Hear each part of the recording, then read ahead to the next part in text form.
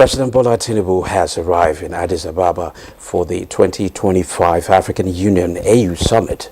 President Tinubu is in the Ethiopian capital to attend the 46th Ordinary Session of the Executive Council and the 38th Ordinary Session of the Assembly of the AU Heads of State. During the summit, the heads of state and government will officially launch the AU theme of the year for 2025, which is Justice for Africans and People of African Descent Through Reparations. This theme was decided on by the heads of state and government at the 37th Ordinary Session of the Assembly of the AU held in February 2023 in Addis Ababa in the continuing pursuit of justice and equity. Senate and the House of Representatives have passed the 2025 appropriations totaling 54.99 trillion naira. The amount indicated an increase of more than 700 billion naira on the earlier submitted figure of 54.2 trillion naira.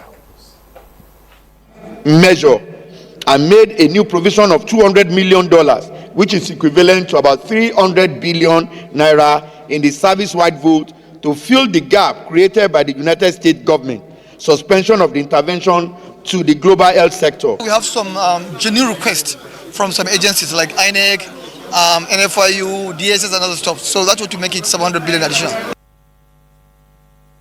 The federal government has reaffirmed its commitment to the welfare of members of the organized labor, especially in economic policies and wage reforms. Vice President Kashim Shettima stated this during a meeting with a delegation led by the Director General of the International Labour Organization, Gilbert Hogbo, at the presidential villa. We may be a different cause, but essentially we are all serving the same cause, the cause of the Nigerian people. So be rest assured that the President is very passionate about the Nigerian labor. To strengthen the Nigeria's animal health infrastructure and service delivery, a world-class 40 million doses capacity solar-powered National Strategic Vaccine Cold Room storage have been inaugurated in Gwagwalada Area Council.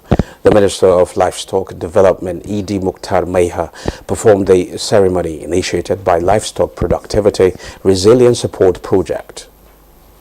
Of this administration, to ensure the full commercialization of National Veterinary Research Institute in Jos. This is just one of the major steps we must take to fully realize a resilient, commercially viable and sustainable livestock industry. The Director General of Department of State Services, Oluwatosin Ajayi, is advocating some level of armament for communities to be able to form the first line of defense against insecurity. The Director General stated this at a lecture organized by the Alumni Association of National Institute for Security Studies. The country is going to work. We have to do a lot of work. We in the security sector. The challenges we face are multifaceted and demand a holistic approach. As security professionals, we must continually adapt to these dynamics, leveraging technology, intelligence, and partnership to stay ahead of our adversaries. And those are the news highlights. Good Morning Nigeria continues with Victor Adehenry after this break.